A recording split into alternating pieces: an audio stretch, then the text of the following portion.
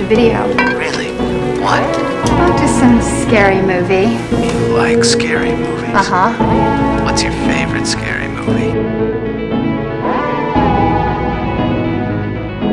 You sick fucks. You've seen one too many, bro. I said, don't you blame the movies. Movies don't create psychos. Movies make psychos more creative. Hello, everybody, and welcome to the introductory episode of It Slays. This is the second time for us because we are amateurs, and the first one did not work out how we hoped. And it was lovely too, but that's life. I fucked it up. It was me. I have a terror radius that affects all technology and just causes it to stop working. So there we go. And that's how my day's gone with technology all day today. So I was surprised that I even got this going. So I guess we'll cross our fingers in for a smooth introduction. So I figure we'll introduce ourselves first. I guess I'll start. I'm Rowan. I guess the host with the most. That's a diss to us. What?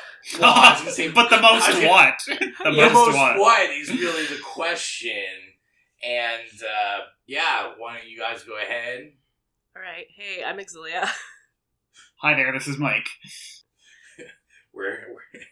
We all know who the non-modest one is, apparently, and it's not me. There's no apparent about it. Yeah, that's right. So, yeah, this is It Slays introduction episode. We're going to, give a little info on us to the listeners, as well as kind of give you a breakdown of what you can expect from this podcast. And we're also going to bless you with our top 5 horror movies list for each of us. And, see if, which one of us has the best taste. Blessed be, blessed be. I'm sure it's probably Exilia or Mike. Rowan told me that I have a very millennial taste, so we'll see. Yeah, she's like, all my movies seem to be very modern. Yeah. And I was like, damn millennials. I'm pretty sure that not a single one of mine is from, the last 15 years. Actually, no, that's not true. But anyway, yeah, they're all over the place. I like old stuff. Exactly. So, I figure we'll start off with our first memory of what the first horror movies we saw and kind of how we got into horror. And because I'm the humble host now, is I guess what I'll call it, let's start with Exilia, and why don't you talk to us about your first horror memory? Okay, so when I was thinking about this the other day and talking about it, I thought it was The Craft, but then upon further thought, I think it was actually Idle Hands. In grade 4. See, I kind of had the blessing where my parents never censored anything I did or watched or anything. Hallelujah. And and most of my friends as well had similar parents. So one of my close friends at the time, Brittany, we were in grade 4 and her parents or her mom rented Idle Hands and we watched it. And I think a lot of me getting into horror kind of corresponded with myself and my best friend Megan getting VCRs in our rooms, because then we had so much freedom to just watch whatever whenever we wanted. And so at that point in time I was obsessed with Poltergeist, and I was telling Mike about, it's the third one, right? Yes, it is. Where they're living in the condo. In the condo, yes. And the guy's coming up the window. Oof. Something about that just absolutely freaks me out and really takes me back to the first time I ever saw Chitty Chitty Bang Bang and the Child Catcher. Chitty Chitty Bang Bang is fucking scary, though. It really is. So scary. Bed knobs and broomsticks. Oh I'm sorry. God. I was creeped out. Horrific. when I was in the house I used to grow up in, you'd have like a stairwell and then a landing, and then you would like walk up the rest of the stairs, but it would be like the other direction. And on the landing there was a window, and at nighttime, every time I walked by the window, I would like close my eyes and run because I would think of the child catcher from Chitty Chitty Bang Bang. So the guy in Poltergeist like really remind me of that. But also I was super into the craft, and I'm sure once we review that, I'll tell that whole story again. And The Lost Boys. And also, I was super scared of the movie Candyman. Megan, my best friend I had talked about previously, in grade 5, we went to this movie store that was in our town called Candyland Video. And so you could rent all these movies. Well, I mean, it wasn't like a lot of movies, but they had a nice horror selection, and they also sold candy, pretty much exclusively Jelly Bellies, which was like quite a novel thing back in the day, especially like where we grew up. Jelly Bellies was like the gourmet candy at the time. Yes, right, Yes, right. yeah. It's the only place I ever knew that sold them where we're from. And they had a really nice deal on. It was a time of Blockbuster too, so Blockbuster's pretty expensive. But they had this deal on if you got 5 older movies, you got them for cheap. So we were grade 5s, and we would go up, and these are like R-rated movies, and and we rented them, and it was fine. And we watched Candyman at her birthday party, and she had a bedroom window, and somebody, as we're watching it, came up, her neighbor, and like pounded on the window and scared the shit out of us. And so yeah, like that's kind of how I started liking horror movies. Tony Todd is God. So Oh yes, yeah. It's so scary. Virginia Madsen. I think I should quickly say too, because I'm sure I'm not going to be able to do a good editing job of that. Like, I didn't fart while Exilia was talking. I was moving the chair with our camera and the mic and stuff. That was my bad. Just hold it in. Put a clothespin on it. Sorry, guys. I'm sorry. Let's go to you, Mr. Mike. Okay, well, unlike the last time we recorded 3 days ago, I have not changed my first movie. I have reflected upon it for my entire life. I'm pretty sure it was the third grade. It was either third or fourth, but I'm pretty sure it was the third. Again, there was this like really cool girl who moved to our town, and I was like suburban Newfoundland, and I always had a taste for like, even at that age, like picture books and stuff that were like dark and surreal and weird and morbid and just not like your usual standard shit. Michael Jackson Thriller, for example, love that. How could you not? And it's sort of like definitely influenced my taste for the better. But I remember, I was still watching fairly tame movies at the time, even, for a third grader. But I remember we were like in gym class one day, and she had older siblings who like would watch, inappropriate movies with her, and she was like obsessed with Freddy Krueger, and she's like, I don't find him scary, and just would talk about the movies over and over, and I was like, man, this sounds really cool. And I'd always been sort of drawn to them at the movie store because, that was where I lived, even as like an 8-year-old.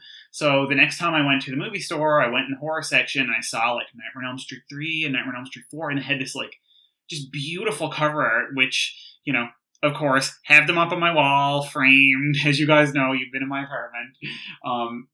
Love it. Like, there's just something about that cover art. And, the late 80s and early 90s were such a great time for cover art for movies. It was like actual art. It was not like just digital shit.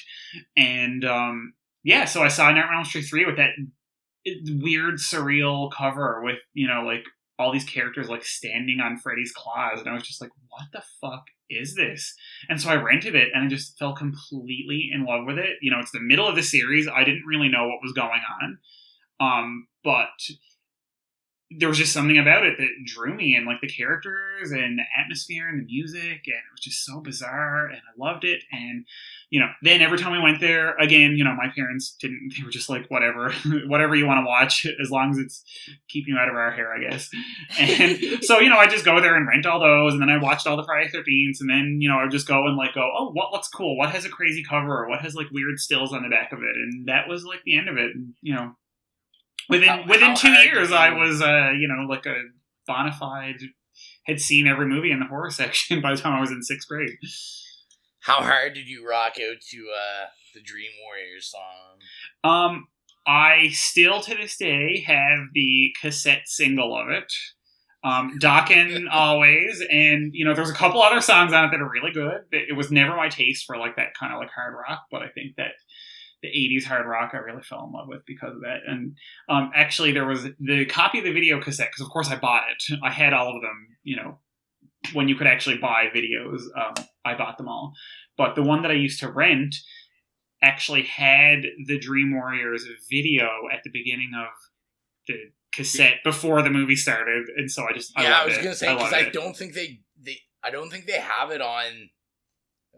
I don't think it, because I have it on DVD and Blu-ray, and there's no music video. I don't think it's on either one of those. It was only on the VHS. It was that old VHS. I feel like it's some kind of rights thing, but yeah, it was a beautiful experience. It was kind of like extras, DVD bonuses before it was a thing. So that was my journey into horrorhood, I guess you could call it. Horrorhood, I like that name. I should have renamed the episode like Horrorhood. Our journey into horrorhood. Well, what's stopping you? I made the artwork already. Oh, so well done. That next time. Way to be efficient, Rowan. Maybe that'll be an episode where we review Tales from the Hood, Part 1 and 2. Fuck yes. Yeah. So that leaves me. So mine, kind of like Mike, I'm gonna subject these two to the exact same story as when we first tried to record it. So my, from what I've been told, it was probably Friday the 13th when I was about 6 months old. Obviously, I don't really remember that, but I've always been, my family's always been really big in the horror, so I've always been exposed to it. Some of my, earlier memories of horror would probably be some sort of Nightmare on Elm Street. I probably couldn't really think what one. The most memorable one to me would be probably Freddy's Dead. And I saw that at, a friend's birthday party when I was, 7 or 8. He was Japanese, and his parents didn't really know English. And it was in a blizzard. All the kids' parents couldn't believe that they would have this birthday party in the middle of this, terrible... It was, Hurricane 1 or something. White One. You're really, painting a picture here. Yeah. And basically what happened was that they didn't know what a blizzard was. So they just had this party, and then his name was Shin, and then his mom was like, go rent a video for these guys to watch, and he didn't know what rating systems were or anything, and he just rented Freddy's Dead, and I remember all these kids just left, because they were yeah, I don't think I'm allowed to watch this, and they called their parents to pick them up. Because they were scared, and I remember watching it. Aren't those the worst kind of kids? They are the worst kind of kids. They're the ones who, if you were having a water fight in the summer, they'd go, I'm not allowed to get wet. Fuck off. Exactly. Just pick up a water balloon and stop being an ass. I was going to say that, or probably one of the Alien or Predator movies on the horror sci-fi stand would probably be what I remember being my first exposure, but it's kind of same as you, ever since pretty much I was born, exposed to video stores and 10 for $1, mom and pop shops, old releases, obsessed with cover art, just whatever looked gory and cool. Mm-hmm. And the covers that were always the goriest were always had one kill scene in them, and that was it. Oh yeah, I'm just going to throw out there the one that I watched when I was probably 12 years old that disappointed me the most was one called 3 on a Meat Hook, and I was like, there's barely one on a meat hook here, okay? I was promised 3. guaranteed 3, some may even say.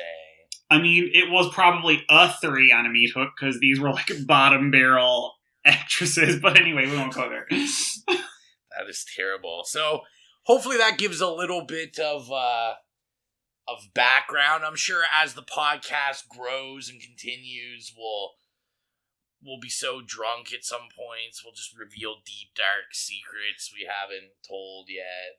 Oh, it'll be like therapy or a Scientology session. Nothing. For the world to hear. That's right. Nothing says support our podcast like we're just going to get drunk and yell and cry in your ear because you are therapy. But this is the whole point. Dear listener, this is very casual, so please be prepared, get used to this.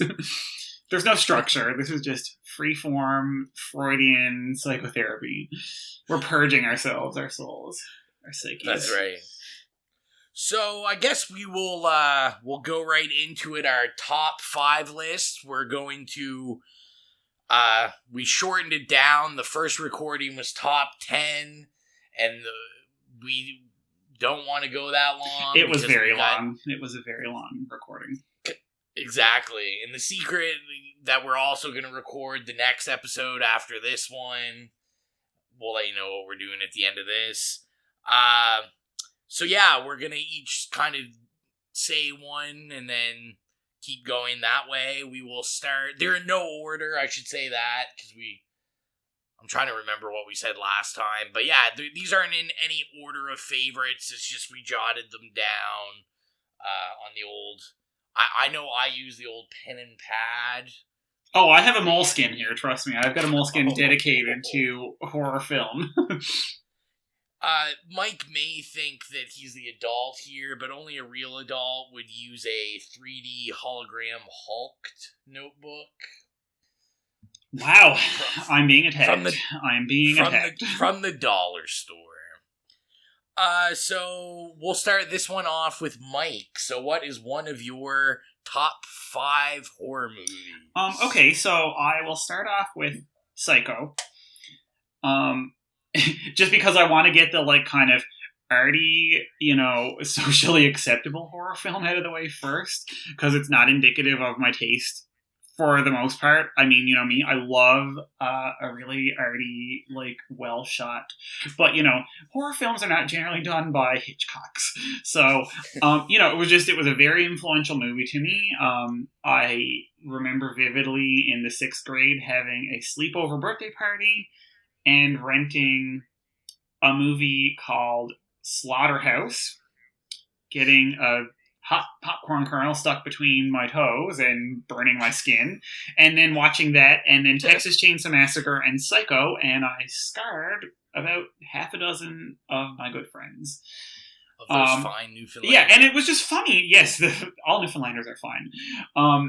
It was just funny because I didn't know that Texas Chainsaw Massacre and Psycho were, sort of derived from the same, American true crime lore. I had no idea. And they went about it into completely different manners. The aesthetics could not be further apart.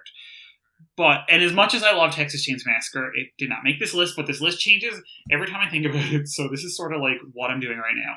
But yes, I mean, Psycho was just so formally beautiful, and I'd never really seen a horror movie that was so meticulously put together and, ornately wrought as that, I guess you could say. It really holds. I feel like we're going to end up reviewing it at some point, but I did rewatch 1 and 2 so far recently, and I haven't seen Psycho since I was really young, probably too young to really appreciate it. Yes. And I always looked at it as one of those movies that probably, it's all the high art people really like it, and it's is it really that good? But it really does hold up. And it really is, yes. Really good. I mean, those it's a fairly slow boil, but when it erupts, those moments they're iconic for a reason.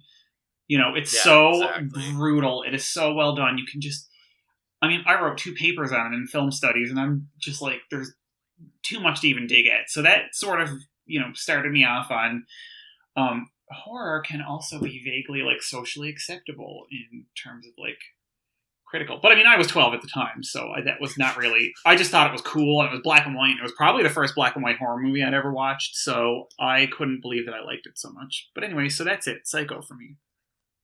So to end that story, what you're telling us is that you wrote those 2 film papers when you were 12. That's how I imagine That's how I imagine you at 12. I was kind of nerdy, but anyway, we won't go there. All right. I just regurgitated them in university, yes. Polished them up a bit. Self-plagiarism. So the number one on my list, I'm not going to go super in-depth with it because it is... Can I say this? It is the first movie we're reviewing. No. Well, too late. Yep, you can. We'll announce it now. The first review you will hear is... It Follows. So, as I was saying the last recording, a lot of my movies that I'm into are... It's a nostalgic thing for me a lot of the times. But, so It Follows, we...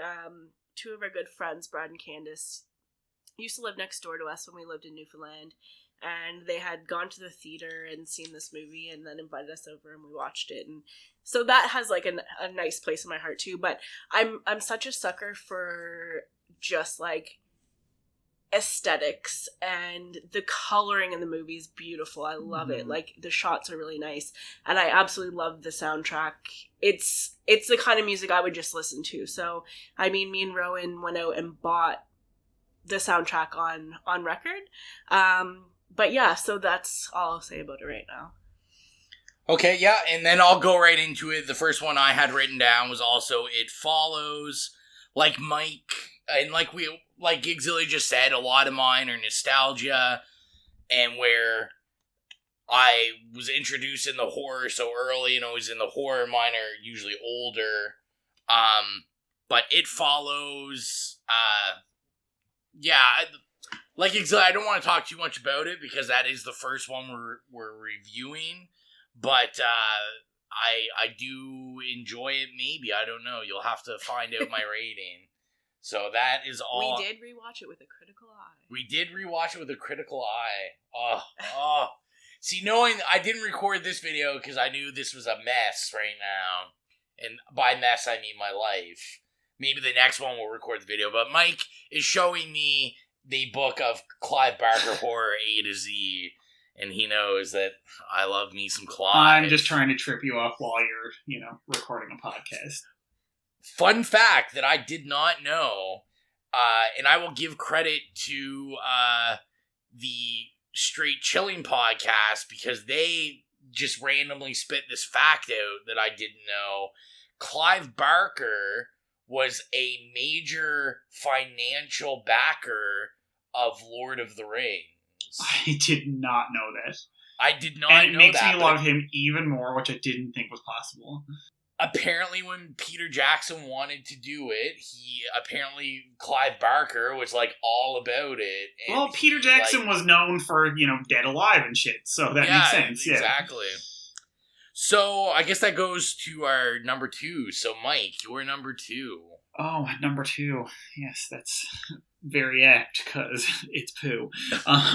Okay, so, this one will just be really quick because obviously I already spoke about this, but clearly in my top 5, even though it changes all the time and is in no order, it will have to be Nightmare on Elm Street 3, Dream Warriors.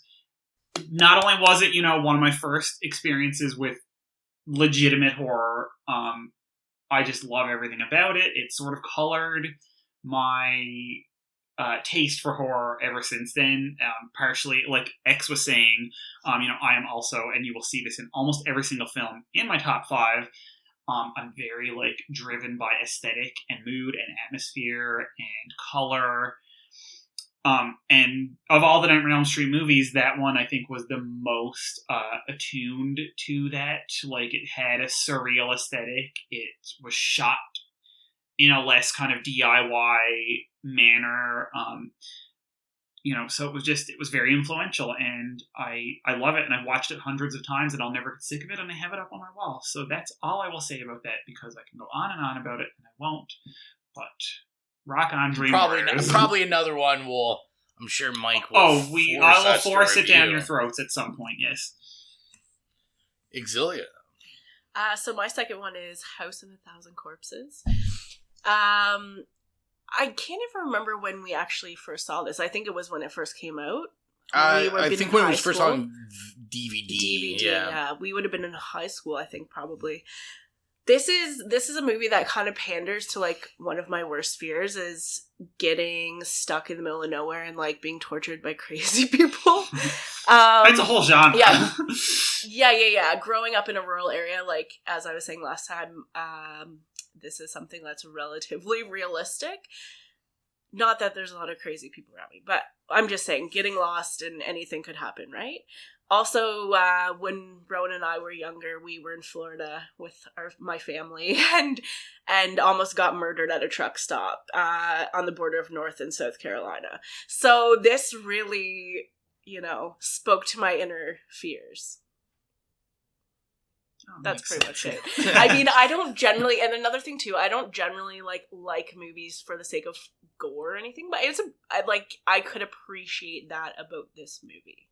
And I know it's like, a lot of people seem to hate House of a Thousand Corpses, but whatever. No, it's excellent.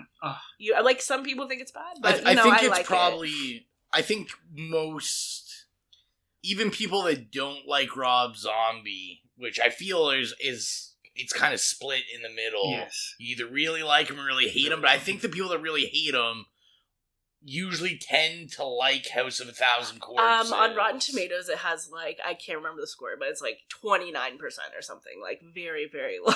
Yes, but again, we need to reiterate, in case there's anyone listening, we are not doing this from a lens of film criticism or academia or anything like that. Exactly. This is just casual conversations. It's very personal and subjective, and we may defend things that are quote-unquote trash, and I don't trust Rotten Tomatoes, because I liked House of a Thousand Corpses because it was visceral, and I watched it in the middle of the afternoon in my bedroom, and it still made my skin crawl, because it was just so well done. It was just a visceral response, and I think you had a visceral response to it, and that's completely legitimate, especially with horror. Well, thank you for justifying my choice. And it was kind of like when we were recording last time, like you were saying, sometimes we like stuff that's not a masterpiece, sometimes it's actually, not the best movie in the world. Yes, but you have to like bad movies, otherwise you don't like movies. Yes. Exactly. Yes, that's what was your quote, yes. So here I'll come in after that heartfelt, we say yes to trash and look like the snob after I pick the pop art It Follows. Number 2 is The Shining for me, because, apparently I have to look like that guy, at least for the first 2 picks. I promise the other 3, I look like trash. I will join the trash army. But The Shining, I mean, I keep saying this with all our top 5s, I feel like they're movies we're going to talk about anyway at some point. Yeah.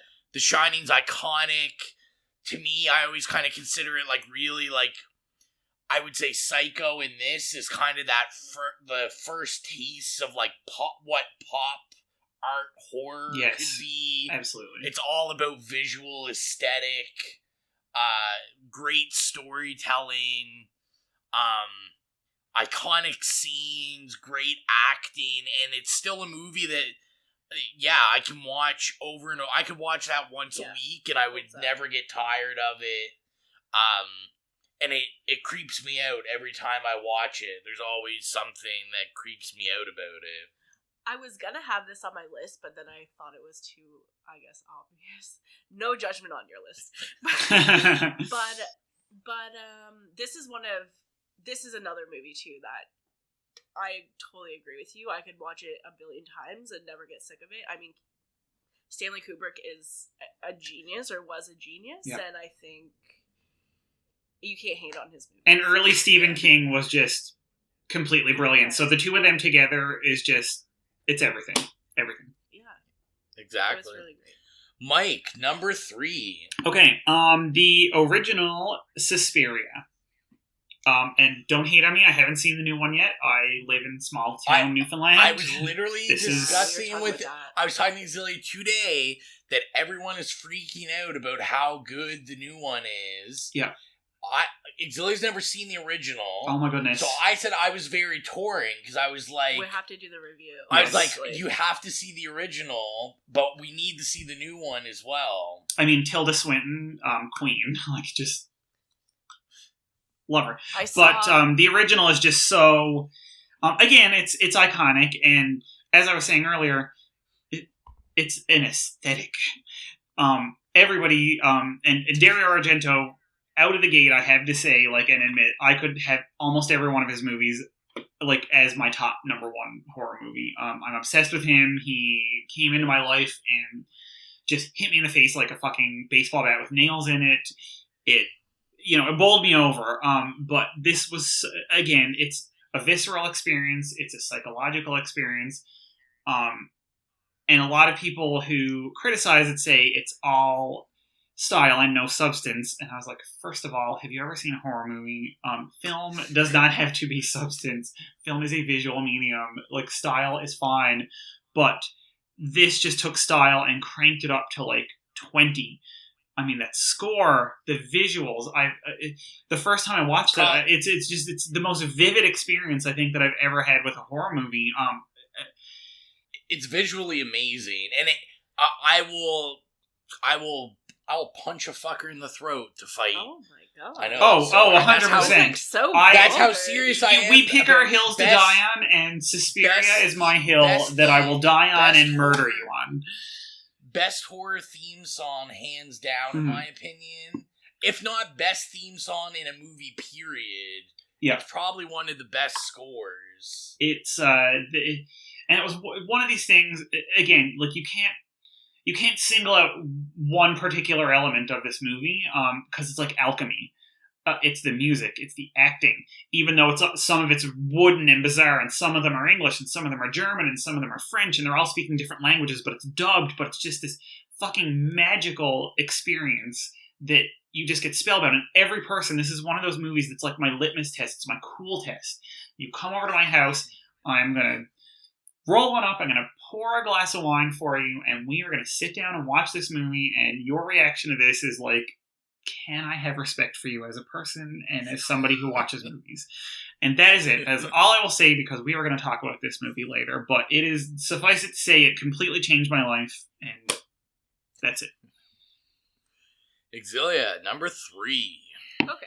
So, as I can't remember if Mike said it again tonight, but when we were talking about before, like, this is a very fluid list. And I think I haven't seen a lot of these movies. Mm-hmm. A lot of, like, classics or older movies. So yeah, I think that's, like... we should also say, like, if... You'll note as we go along in this podcast journey that Exilia is the horror noob of the group. I'm the podcast pleb. Like, I haven't seen a lot of these movies, so I guess the podcast will be my journey of seeing, exposing myself to more horror movies and more, like, obscure, arty horror movies. So, yes, well, you're the more unbiased, honest opinion, right? I think. Your opinion is always going to be much more unbiased than ours, because we, have that built into our histories. That's true. That's true. I don't have that nostalgia backing to it. So my third one is also a newer movie, Hereditary. And this is a movie that, and I know Mike hasn't seen it, so I'm not going to spoil it, but I mean, what was this? Style. The style was amazing. About 30-ish minutes into the movie, something happens and your jaw just drops, and you're like, because the movie had just pretty much started, more or less. It's not, the main aspect of the movie, but something happens and you're just like, what the fuck just happened? Like, that's crazy. And we saw in the theater. I think that definitely makes a big difference too. If you're seeing it's more of a collective experience. Everybody's seeing this together. That horror is a very emotional genre and brings up a lot of emotions. And I think you can kind of, if it's like that, you can kind of feel that in the theater with a lot of other people around you. Yeah, I agree with that. So my number 3, it is It, but from the 90s. Yes, Tim Curry. Yes, Tim Curry, another god in his own right in everything he does. I respect the remake. I love the remake. But this one, as we continuously say, you know, with horror, nostalgia is the thing, I think, that really draws people to it. And I remember seeing it all the time as a kid. When I watch it now, I have to be careful when I watch it, because I know when I watch it that I'm not gonna sleep well, because Tim Curry scares the living shit out of me every time I watch it. I love the cast. John Ritter, what's his name from Night Court? Richard. Oh wait, no. I can never remember his name, but it's a great cast.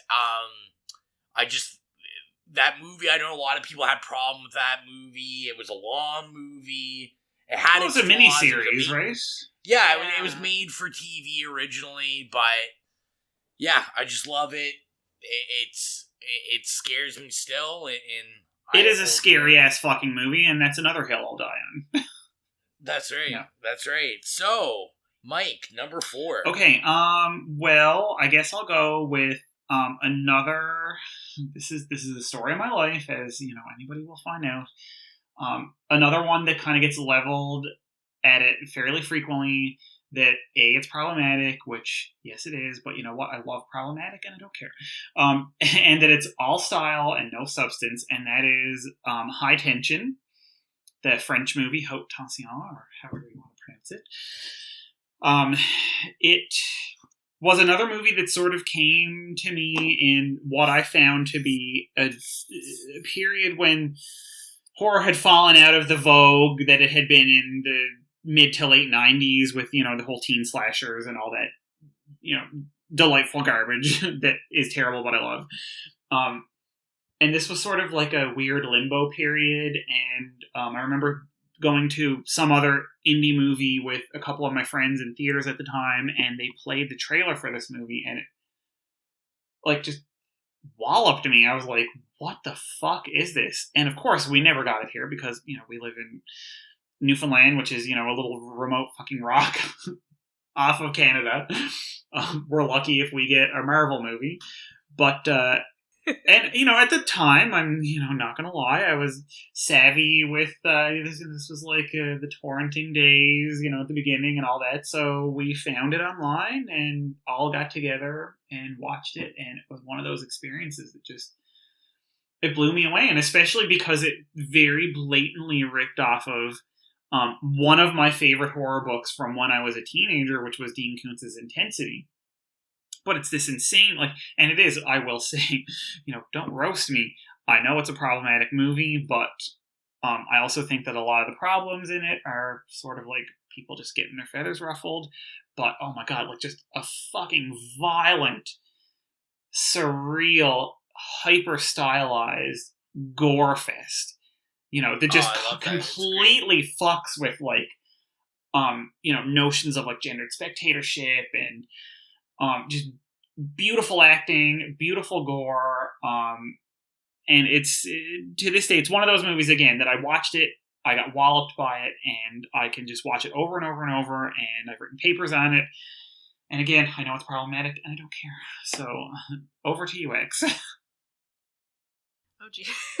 Okay, so my next one is actually this movie. It's a Netflix original, right? Yeah, The Babysitter. Because it's such a fun movie, and it kind of takes this, like, you know, like this common trope with the babysitter, and they have their boyfriend over, and, like, generally you would think that someone would kill them, but, you know, it kind of flips that off, like, on its head, and I just think it's hilarious. And the kid in it is hilarious. And there's a couple really, like, well-placed references to Mad Men, my favorite show. Yes. And so that like, kind of really makes it for me, too, because I don't know. But, yeah, it's just, like... highly stylized it as is, well. too. That's the thing. I'm, like... I'm all about the visual. I love the visuals. Because have you seen that, Mike? I haven't yet, but it's on my list. No. It's written and directed, I believe, by what's his name, Mick G or whatever. Oh yes, yeah. The guy that executive produced Charlie's OC? Angels as well. Didn't he do Yeah, that? Charlie's Yeah. Angels. Okay, I'm all about that. And I mean, the OC, we all love that. But anyway, And it stars Bella Thorne. Love Bella It's Thorne. really, it's like a fun horror movie. Like I feel like watching it after this because I just like want to laugh. All right, so my number 4 is Aliens, the second one, not the first one. So everyone that's listening, all the horror heads can gasp now. How dare you say the sci-fi one and not the horror one? Yeah, they're like, that's an action movie. I think it's, honestly, I think it probably, that's the first one I saw. Then I saw I saw the second one before I saw the first one. I just love the fast-paced action. I love the characters in it. I love that it gave me the alien horror and the late 80s sci-fi-ness, but it also gave me that late 80s, early 90s, like, cheesy action movie. Great one-liners. It's just everything about it. I love Aliens. I love that entire franchise. Like, that's my franchise. I just love everything Even Alien about Resurrection? That one is horrible. Listen. Sorry, I gotta be an asshole. Winona, I love Winona. I love Joss Whedon. Even like Covenant. Covenant's probably I've seen my worse least, movies. Honestly, it's probably my least favorite. But I mean, as long as you show me something that looks like an alien, like I'm I'm all about some it. guns, some stuff coming out of bodies. You're fine. Just hit all the beats. I need like my bishop. I need the android. Like I'm good and I'm happy. Yeah. So our last ones. Mike, number 5. Okay, well, this is one that I saw 5 times in theaters, which doesn't make it my number 1 on the list or anything. Again, they're not in any order, but it really scratched all of my itches, and I'm an itchy person. I have a lot of itches. You should probably go to the doctor. I have very dry skin, and I'm a very, very itchy person. But this one it was a fucking cat claw to all of it. And it's Black Swan. I love Darren Aronofsky. I love, like, movies that fuck with, the reliability of, the main characters. I love Mila Kunis. I love Natalie Portman. I love dance movies. Believe it or not. I love Barbara Hershey. I love Comeback Kids. Winona Ryder is in it. It just has everything that I love. And again, highly fucking stylized. But just one of those movies that I could not... I saw it one day in theaters by myself after I got out of class, and then I went home and talked to my roommate about it for like 4 hours, and then I dragged her to see it 2 days later, and then I just kept going until it had left our tiny theater. And I think it's truly one of the most underrated, brilliant movies to come out in the last, 15 years or so. And I mean, what an Oscar-worthy performance, from Natalie Portman. And Mila Kunis does not get enough praise. Great soundtrack. Just beautiful visuals. Those moments in it where, there's so many disturbing moments. I mean, where she's picking shit out of her body, and there's body horror in it too, which is another one of my inches. So it's just, it ticks all the boxes. All of my boxes, all of my itchy boxes are ticked and scratched. You are one itchy man. That's a movie I have to rewatch. The person who used to live underneath us when we lived downtown, St. John's, had lent it to me. I remember it being a beautiful movie, but in terms of style, but I was, in a bit altered state. I can't quite remember everything that happened, but also when I watch movies, if I like them or not, it kind of depends on the mood I'm in. So if I'm in a bad mood, I'm I'm just like not gonna like the movie. It really has nothing to do with it. And I think I was just like not in the mood for the movie, so I remember being like, oh, I don't like this. I don't like the ending. Yes, but and you could revisit it, movie, months later and come at it from a completely different point of view. Yeah, have a totally different feeling and be like, this is a great movie. So I think that's definitely one I have to rewatch for sure. Yeah, I've never seen it. I've always wanted to see it. I mean, probably the most recent I've seen is I saw Mother. Oh, I loved it. Don't get me started. Yeah, I was iffy on it. I probably watch it again. I watched it just kind of half-assed. But yeah, I mean, I'd definitely something I should see.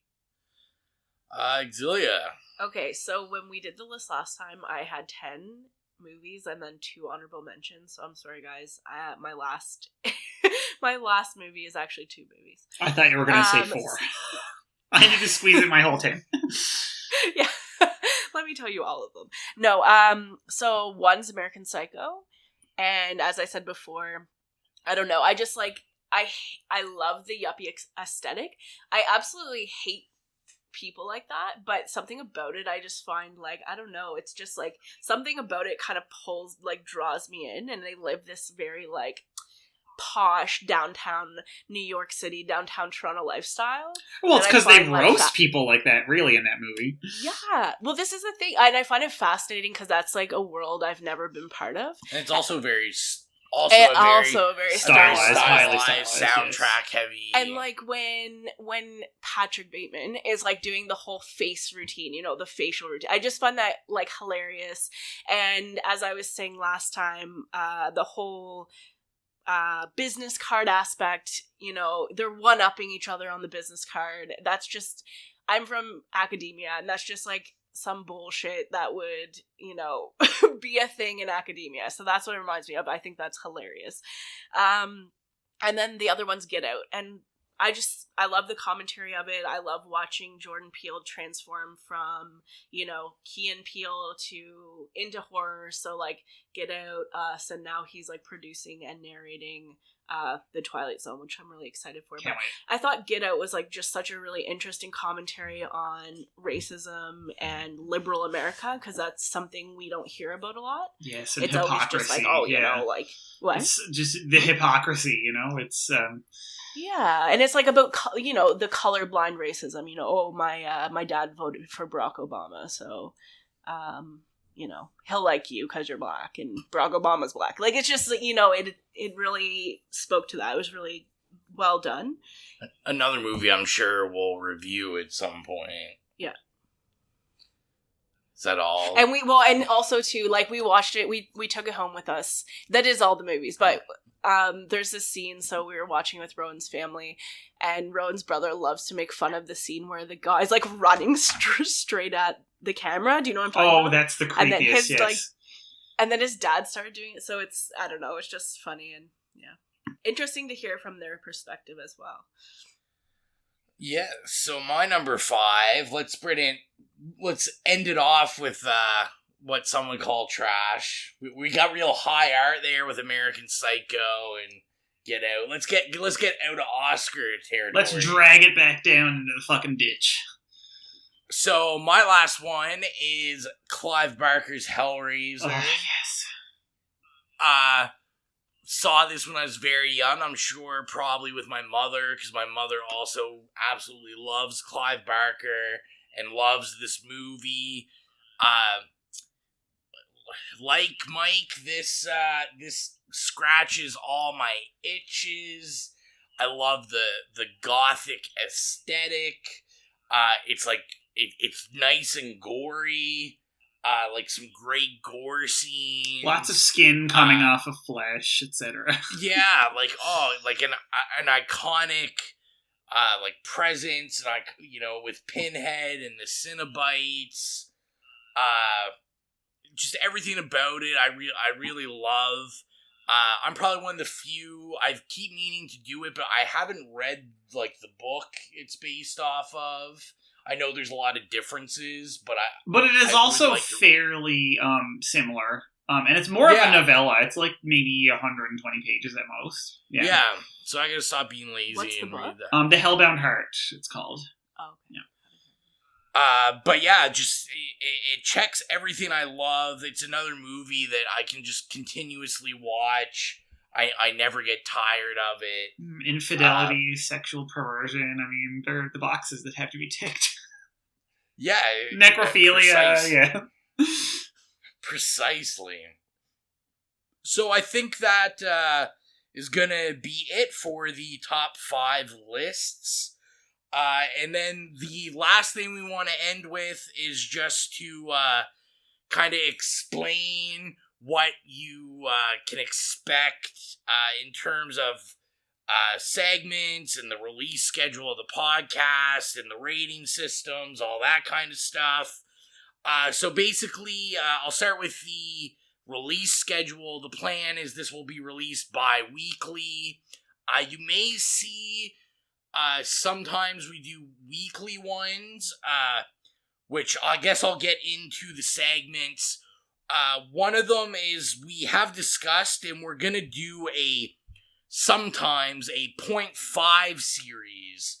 So if we release episode 2, we might release a 2.5, and it may just be the 3 of us, it may just be me, it may be 2 of us, who knows.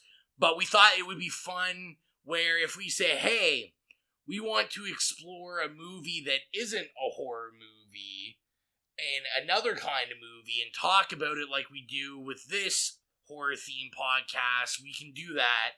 Gives you more content, and we can get off our chests, about how we feel about Drive, which would be that we love it.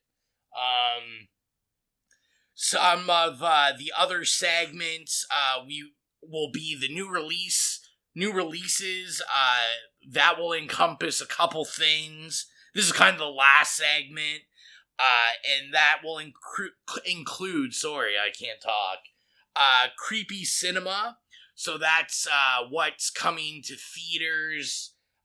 We'll just briefly talk about anything that's coming out in the next week or two to your theater that you may be interested in. Then we're going to have another one called Screamin' Streamin', and that's going to be about what is coming to Netflix that you can stream. So Netflix originals, they do lots of great ones, Cargo, all sorts of cool stuff. And then the final one will be Collector's Sector, because I know not so much Exilia, but myself and Mike are avid Blu-ray collectors of anything horror, especially collector's editions. Especially of trash. Exactly. So we're going to kind of focus on Scream Factory and Arrow Video. Those are kind of the two staples in trash horror cinema releases, and some good cinema as well. I mean, it's all good cinema. Nice save, yes. And then the last thing is basically to tell you how we're going to rate the movies. We decided we didn't want to do it numerically. I find everyone kind of does it numerically. Makes it a little harder because I don't want to really think that hard. So, and we react viscerally to things. Exactly. So the rating system is going to be separated into 3 parts. So what's the first one, Exilia? Oh, I put her on the spot. Is it nay? It's nay. So nay, obviously, we're not into it. We don't recommend it. The second one is yay. So that's kind of like, yeah, it's something that was all right. It's worth a watch. And Mike, what is the top one? Slay, bitch. That's right, slay. Slay. Do you really need to explain that? It's slayed.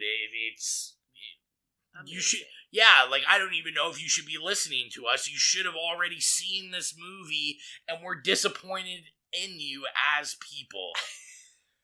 So, and we should also say, we'll say at the beginning of every podcast that the reviews will have spoilers. So if you're going to listen and you don't want it spoiled, watch the movies first, because we will spoil the shit out of them because we are heartless like that. That is literally what the entire thing will be. Precisely. And we already announced what the first review out is going to be. If you, for some reason, just used your finger to skip through all this to the end, It Follows will be our first one. We had to appease the horror the horror pleb. The podcast pleb. The horror podcast pleb, Exilia. So, yeah, that's everything for now. Thank you for listening to the second recording of the podcast introduction. Do you guys want to say goodbye? Anything like that? Goodbye. We love you. Hopefully this one makes it out of the gate. So we will see you next time.